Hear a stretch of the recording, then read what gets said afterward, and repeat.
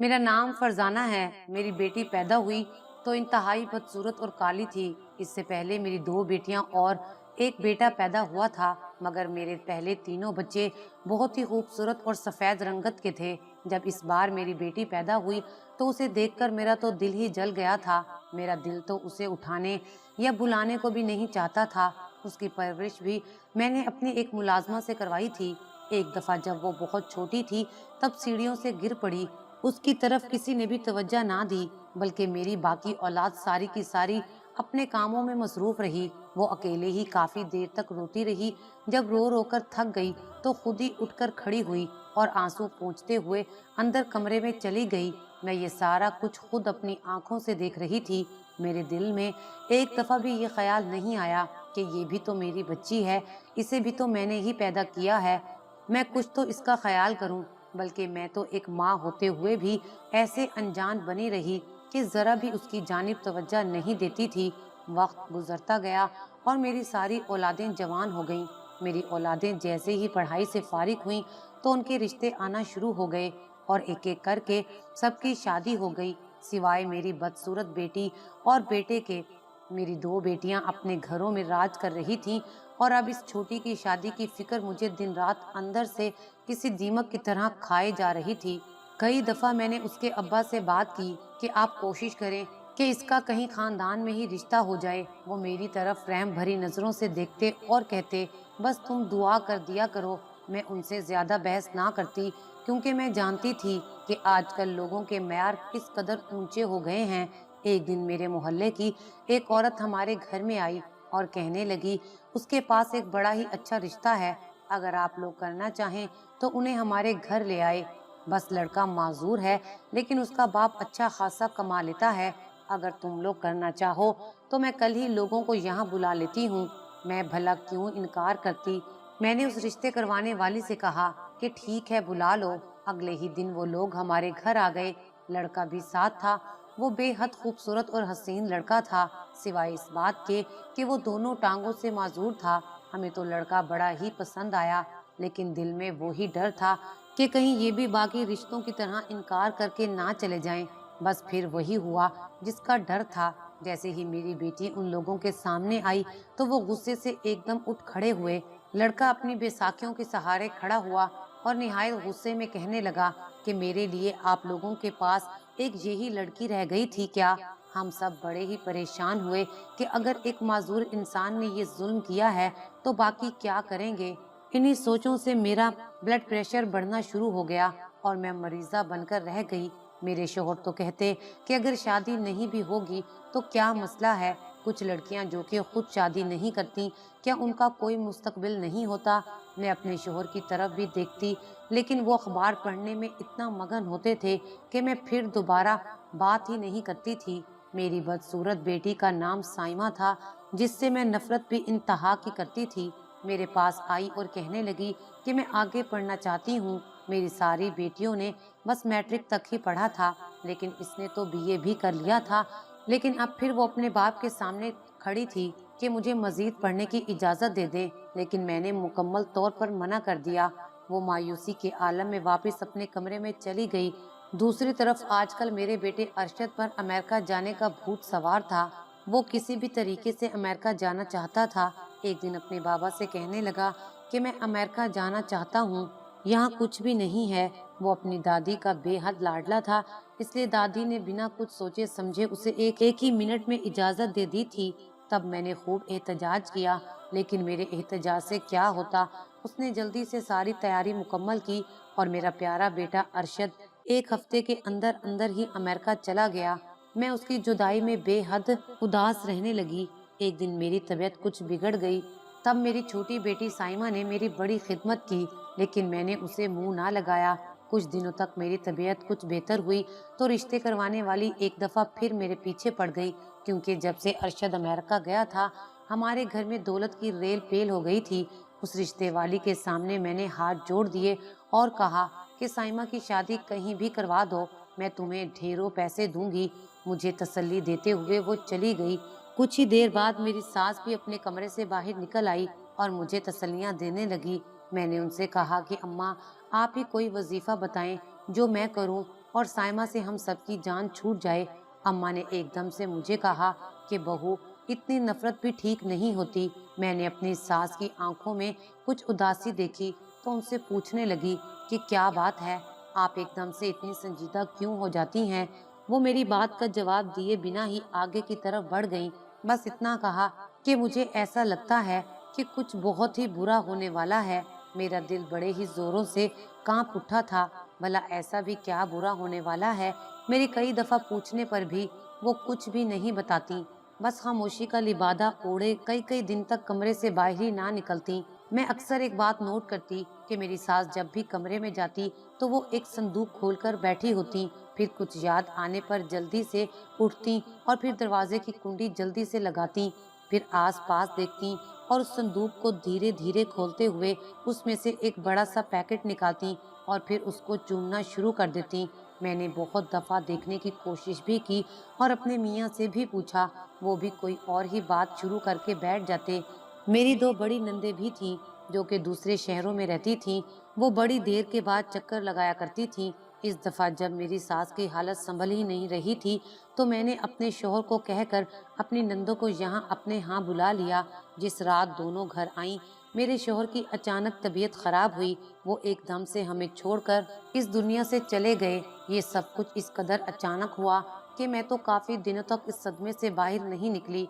जब वो आखिरी वक्त पर थे तो अम्मा से कहने लगे कि इसे कहना मुझे माफ कर दे, क्योंकि मैंने भी इसे आज तक सुख देने की कोशिश नहीं की। मुझे उनकी इस बात की कुछ समझ नहीं आई थी। मेरी दोनों नंदें हर वक्त अम्मा के आस पास बैठी रहती। जब मेरी सास की तबीयत खराब होती तो मेरी दोनों नंदें अपनी माँ को एक ही बात कहती कि आपने एक दफा फिर से माजी को गले लगा लिया है, इसलिए तो आपकी तबीयत इतनी खराब हो रही है।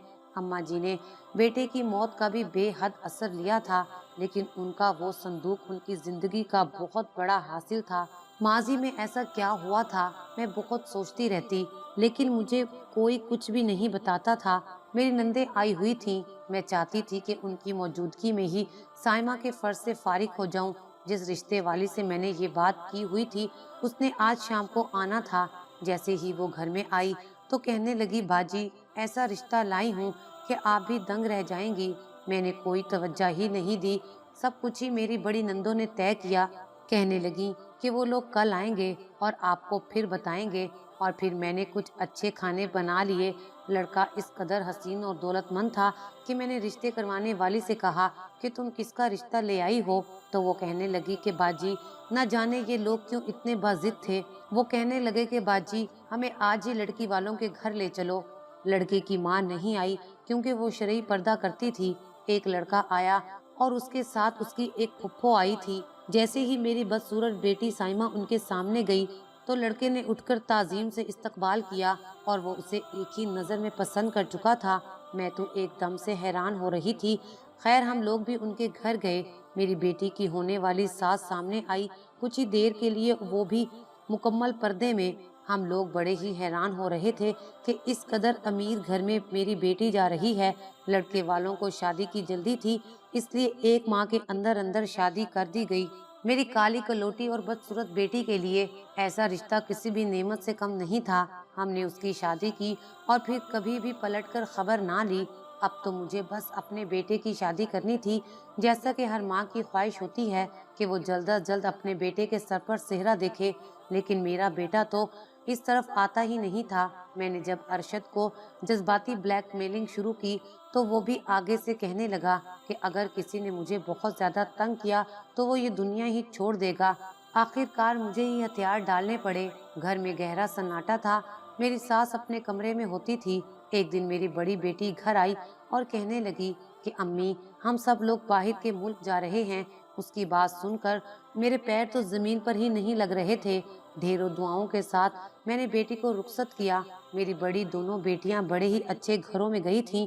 मैं उन दोनों की खबर जरूर रखती थी। मेरी बड़ी बेटी अपने शोहर और दो बच्चों के साथ अमेरिका जा रही थी। उसकी फ्लाइट इस्लामाबाद से थी। अभी फ्लाइट में कुछ वक्त बाकी था कि वो मुझे कहने लगी कि मैंने सामने सड़क पर एक आदमी को चलते हुए देखा है। वो हूबहू अरशद भाई जैसा था। पहले तो मैं यही समझती थी कि ये कोई और है, लेकिन जब मेरे बच्चे मामू मामू कहकर पुकारने लगे تو میں نے بھی توجہ دی۔ وہ واقعی ارشد تھا، لیکن یہ کیسے ممکن تھا کیونکہ ارشد امریکہ میں ہوتا تھا۔ جیسے ہی میں نے یہ سب سنا تو فوراً سے اپنی ساس کو بتایا کہ اس کا وہم ہے۔ میری بیٹی کہنے لگی کہ میری آنکھیں دھوکہ نہیں کھا سکتی، میں نے خود ارشد کو ایک لڑکی کے ساتھ آتے ہوئے دیکھا ہے، اور سب سے بڑھ کر اس لڑکی نے ایک چھوٹے سے بچے کو بھی اٹھایا ہوا تھا۔ یہ سب سن کر میرا داماد ہنسنے لگا اور کہنے لگا، امریکہ جانے کی خوشی میں تمہیں ہر طرف اپنا بھائی نظر آ رہا ہے۔ وہ اسی بات پر ہنستے ہوئے آگے کی طرف نکل گئے۔ میری بیٹی اور داماد اپنے بچوں کے ساتھ امریکہ میں پہنچ چکے تھے۔ ایک ہوٹل میں کمرہ بک تھا۔ وہ تو جاتے ہی سب بے حد تھک گئے تھے، اس لیے آرام کی غرض سے جلدی سو گئے۔ جب سو کر اٹھے تو کافی تازہ دم تھے۔ میرا داماد کہنے لگا کہ کچھ دیر کے لیے باہر جاتے ہیں، میرے ایک دوست نے مجھے گاڑی بھی کچھ دیر پہلے بھجوائی ہے، پھر اس کے بعد ارشد سے بات کرتا ہوں۔ میرے داماد نے ارشد کو فون کیا تو اس نے بتایا کہ میں ابھی آفس میں ہوں، کچھ ہی دیر تک واپس آ کر آپ سب سے ملتا ہوں۔ اب کچھ میری بیٹی کو بھی سکون ہو چکا تھا کہ اس کا بھائی یہیں امریکہ میں ہے۔ کچھ دیر کے بعد ہم لوگ گھر سے باہر نکلے تو ارشد ہمیں باہر ہی ملنے کے لیے آ گیا۔ میری بیٹی کہنے لگی کہ جب ارشد ہمیں ملا تو میں نے اسے بڑے ہی غور سے دیکھا، تب میں ایک دم سے اچھل پڑی کہ اس نے وہی سوٹ پہن رکھا تھا جو کہ پاکستان میں پہنا ہوا تھا۔ بڑی بیٹی نے جب پاکستان فون کیا تو مجھے سب کچھ بتا دیا۔ میں نے اسے سمجھایا کہ تم انجوائے کرنے گئی ہو وہ کرو۔ وہ بیچاری میری یہ باتیں سن کر حیران تو بہت ہوئی، لیکن جب میں نے غور کیا تو محسوس ہوا کہ واقعی کچھ تو گڑبڑ ضرور ہے۔ خیر میں نے اپنے ذہن سے ساری باتیں نکال دی اور کہا کہ میرا بیٹا ایسا کبھی ہو ہی نہیں سکتا کہ میری نافرمانی کرے یا پھر کچھ ایسا کرے۔ لیکن کچھ ہی دنوں کے بعد میری بیٹی کی کال آ گئی اور وہ کہنے لگی، اماں میں نے یہاں بھی ارشد بھائی کو ایک لڑکی کے ساتھ دیکھا ہے، وہ بڑے ہی خوش لگ رہے تھے، لیکن اماں ان کے ساتھ جو لڑکی تھی وہ انتہائی بدصورت تھی، اور بھائی اس کے ساتھ اس قدر خوش گپیوں میں مصروف تھے جیسے وہ ان کی بیوی ہو۔ ارے کیا اول فول بکے جا رہی ہو، جانتی ہو کہ امریکہ کا کتنا کھلا ماحول ہے، وہاں پر لڑکے لڑکیوں کا میل ملاپ کوئی بری بات نہیں ہے۔ اب تم بھی ایسی سوچوں کو ذہن سے جھٹک دو اور مجھے بھی سکون سے رہنے دو۔ وہ میری بات کا واقعی اس پر بہت گہرا اثر ہوا تھا۔ کافی دنوں تک مجھے پھر کوئی ایسی کال نہیں آئی۔ ادھر میں نے بھی اللہ کا شکر ادا کیا، لیکن ایک بات ہمیشہ ہی مجھے تنگ کرتی تھی کہ ارشد شادی کے نام سے اتنا چڑ کیوں جاتا ہے، کہیں کوئی واقعی اسے پسند تو نہیں۔ یہ سوچتے ہوئے بھاگم بھاگ میں اپنی ساس کے کمرے میں گئی۔ جیسے ہی میں کمرے میں داخل ہونے لگی میرے قدم وہیں پر جم گئے۔ تم واپس آ جاؤ، بس ایک دفعہ واپس آ جاؤ، میرے دل کو کچھ سکون مل جائے گا۔ 45 سال بیت گئے ہیں تمہاری صورت کو ترستے ہوئے، صرف ایک دفعہ مجھے آ کر مل جاؤ، بس ایک دفعہ۔ اور ساتھ میں ہی اماں کے آنسو بہتے جا رہے تھے، وہ ٹیشو سے بار بار آنکھیں صاف کرتی تھیں۔ یہ سب مجھ سے برداشت نہیں ہوا اور میں جلدی سے کمرے میں گئی۔ جیسے ہی انہوں نے مجھے دیکھا تو فون کو ایک طرف رکھ دیا اور کہنے لگی، تم یہاں کیا کر رہی ہو؟ اماں جی آپ کیوں رو رہی ہیں؟ میں نے بے ساختہ پوچھا۔ ارشد یاد آ رہا ہے، کب سے گیا ہوا ہے، پلٹ کر نہیں آ رہا۔ پتہ بھی ہے کہ دادی کس قدر اداس ہو جاتی ہے۔ اماں جی میں ابھی تو یہی بات کرنے آئی ہوں کہ آپ بھی ارشد کو واپس بلائیں اور اسے سمجھائیں، اب اس کی شادی کر دینی چاہیے۔ میری ساس کہنے لگی، ہاں میں اسے مناؤں گی، وہ جلدی واپس آئے تاکہ ہم اس کی شادی کر دیں۔ ساری باتیں ایک طرف، لیکن میں ارشد کی وجہ سے واقعی اب بے حد پریشان رہنے لگی تھی۔ اسی شام میں دروازے پر دستک ہوئی۔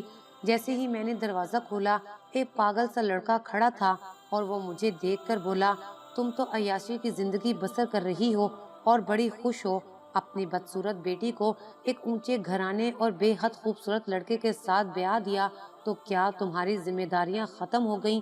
ارے جا کر اپنی اس بیٹی کی خبر تو لو، کن حالات سے گزر رہی ہے۔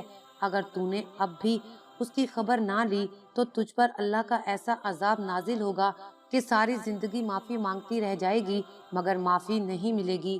میں یہ سب سن کر حیران رہ گئی کہ یہ پاگل لڑکا میری بیٹی کے سسرال والوں کو کیسے جانتا ہے۔ میں نے اسے جواب دینے کے لیے ابھی سوچا ہی تھا کہ وہ ایک دم سے باہر چلا گیا मैं उन सोचों के भंवर में थी कि ना जाने मेरी बेटी किस हाल में होगी। मैंने भी तो बड़ी जल्दी की थी। मैं फौरन अम्मा के कमरे में जाने लगी तो दरवाजे के अंदर से कुंडी लगी हुई थी। मैं दूसरी तरफ से गई और खिड़की में से झांका तो ये देखकर जान निकल गई।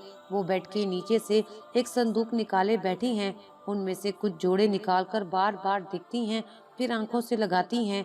उनमें एक तस्वीर भी है जिसे वो बार बार चूमती हैं और उसी तस्वीर से बार बार माफी भी मांगती हैं। उनका सारा चेहरा आंसुओं से भर चुका था। ये अम्मा किसको याद करके इतनी शिद्दत से रोती हैं? मेरे जहन में तरह तरह के वसवसे आ रहे थे। मैं मायूसी के आलम में वापस आ गई और पूरी रात आंखों में गुजार दी। एक तरफ अम्मा और दूसरी तरफ सारी जिंदगी। बेटी पे किए जाने वाले जुल्म सितम की वजह से अजाब इलाही का डर। आज ये सारी बातें बड़ी ही शिद्दत से सता रही थीं। मैंने सुबह होते ही सोच लिया था कि आज बेटी की तरफ जरूर जाऊंगी। अम्मा को नाश्ता करवा कर कहा कि आप भी साथ चलें, लेकिन वो कहने लगी कि तुम ही मिल आओ और बेहतर तो ये है कि उसे कुछ दिनों के लिए साथ ही ले आओ, ताकि कुछ दिन यहाँ रहेगी तो उसकी हालत भी कुछ बेहतर हो जाएगी। मैं जाने ही लगी थी, अचानक मेरी दोनों बेटियां घर में दाखिल हो रही थीं। अमेरिका वाली बेटी भी वापस आ चुकी थी। मैं बड़ी हैरान हुई कि ये क्यों आ रही हैं, क्योंकि घर में तो कोई ऐसा फंक्शन नहीं था। वो दोनों मेरे करीब ही बैठ गईं और बड़ी बेटी जो कि अमेरिका गई हुई थी, उसका चेहरा मुरझाया हुआ था। मेरे पूछने पर भी कुछ नहीं बताया। कुछ देर के बाद खुद ही कहने लगी कि अम्मी, अरशद ने अमेरिका में शादी की हुई है। उसने हमसे ये बात क्यों छुपाई? हम तो खुद कब से कह रहे थे कि उसकी शादी करते हैं। अब देख लीजिए, भाई ने हम सबके साथ अच्छा नहीं किया। वो एक ही सांस में बोलती जा रही थी और मैं बेयकीनी के आलम में उसे देख रही थी। फातिमा बेटी, तुम क्या चाहती हो? अपने भाई पर क्यों इल्जाम तराशियों से बाज नहीं आ रही? अभी कल रात को मेरी उससे बात हुई है और वो कह रहा है कि वो जल्द पाकिस्तान हमेशा के लिए वापस आ रहा है। फातिमा मेरे मुंह की तरफ देखते ही जा रही थी और फिर अपना सर पकड़कर बैठ गई और कहने लगी, अम्मा, आप मत माने, लेकिन मैं बता रही हूँ कि वो कोई न कोई चंद चढ़ा चुका है। मैंने अपनी बेटी की बात पर तवज्जो ना दी और कहा, आज तो मुझे छोटी की तरफ जाना है, बहुत जरूरी काम है, तुमसे वापस आकर बात करती हूँ। फिर मैंने अपनी सास को एक बार फिर अपने साथ चलने को कहा तो वो तैयार हो गई। मेरी सास और मैं गाड़ी में छोटी की जानिब जा रहे थे। अम्मा हमेशा की तरह आज बिल्कुल भी नहीं बोल रही थी, बल्कि पूरा रास्ता ही खामोश रही। तकरीबन 1 घंटे की मसाफत पर हम लोग उसके घर के बिल्कुल सामने थे। अम्मा जी पहली दफा पोती के ससुराल में आई थी। ऐसी शानो शौकत वाला बंगला हमारे पूरे खानदान में किसी के पास भी नहीं था। हम दोनों को मुलाजिम ने बताया कि घर में इस वक्त सिर्फ छोटी बेगम है, बाकी लोग कुछ देर तक आएंगे। मैंने कहा कि हम इंतजार कर लेते हैं। जैसे ही हम लोग घर के अंदर दाखिल हुए तो अम्मा अंदर की चमक धमक में ही खो गई कि हमारी इस बदसूरत सी बेटी के लिए ऐसे नसीब भी हो सकते हैं। हम लोग एक रूम में बैठे हुए थे। अचानक ही अम्मा की नजर दाएं तरफ वाली दीवार पर लगी एक खातून की तस्वीर पर जाकर रुकी। उसे देखते ही अम्मा के चेहरे के रंग बदलने लगे और वो कहने लगी कि बहू, जल्दी से घर चलो, मेरी तबीयत बहुत खराब हो रही है। अम्मा जी, अब बेटी से तो मिल लें। लेकिन अम्मा की एक ही रट थी कि यहाँ नहीं बैठ सकती। एक खातून अंदरूनी कमरे में से बाहर निकली, लेकिन वो मुकम्मल पर्दे में थी और चेहरा भी ढांपा हुआ था। पहले हमें सलाम किया, फिर हाल अहवाल पूछने के बाद बहू को आवाज दी। जैसे ही एक आवाज दी, मेरी बेटी किसी रानी की तरह कमरे में दाखिल हुई। मैं उसका लिबास और चेहरे को देखकर दंग रह गई थी कि कहीं से भी नहीं लगता था कि ये मेरी वही बदसूरत बेटी है जिसकी नफरत में हम सब ने जमीन आसमान एक कर दिए थे। अम्मा जल्द अज जल्द वहाँ से जाना चाहती थी, लेकिन वो निकाब पोश बीबी बोली कि अम्मा जी, इतनी जल्दी भी क्या है, आप बैठे, कुछ देर तक बाकी घर वाले भी आ जाएंगे, उनसे मिलकर ही जाइएगा। मेरा तो बिल्कुल भी दिल नहीं कर रहा था कि मैं यहाँ से उठूं। अपनी बेटी को खुशो खुरम देखते हुए वहाँ हमारी बहुत ही खिदमत की गई। इधर उधर की बातें होती रहीं कि नकाब पोश बीबी कहने लगी, आपका बहुत शुक्रिया कि आपने हमें हीरे जैसी बहू दी है। ये इस कदर अच्छी है कि मैं सजदे शुक्र में पड़ी रहती हूँ। मैं शर्म से पानी पानी हो रही थी कि क्या मैं सच में साइमा की माँ हूँ, जिसने कभी उसे गले से ही नहीं लगाया था। हम लोग बैठे बातें कर रहे थे कि दरवाजे में से एक और लड़की दाखिल हुई। लड़की की गोद में एक बच्चा भी था जो कि इस कदर काला और बदसूरत था, लेकिन उसको देखते ही वो नकाब पोश उठी और उसे गोद में लेते हुए सदके वारी जा रही थी। मैंने तो मुंह ही दूसरी तरफ कर लिया कि भला ऐसे बच्चे को कौन प्यार करता है। वो निकाब पोश मेरी तरफ ही देख रही थी, एकदम से उठी और उस बच्चे को मेरी गोद में डाल दिया। मैं यूं उछली जैसे कोई सांप मेरी गोद में गिर गया हो। अरे बहन, क्या हुआ?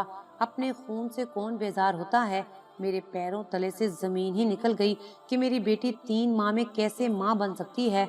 अल्लाह मुझे भी इंशाअल्लाह दादी बनाएगा, लेकिन फिलहाल तो आप दादी बन चुकी हैं। ये आप क्या कह रही हैं? मुझे एकदम से गुस्सा आने लगा। अम्मी जान, ये आपका ही खून है, मतलब कि आपका पोता।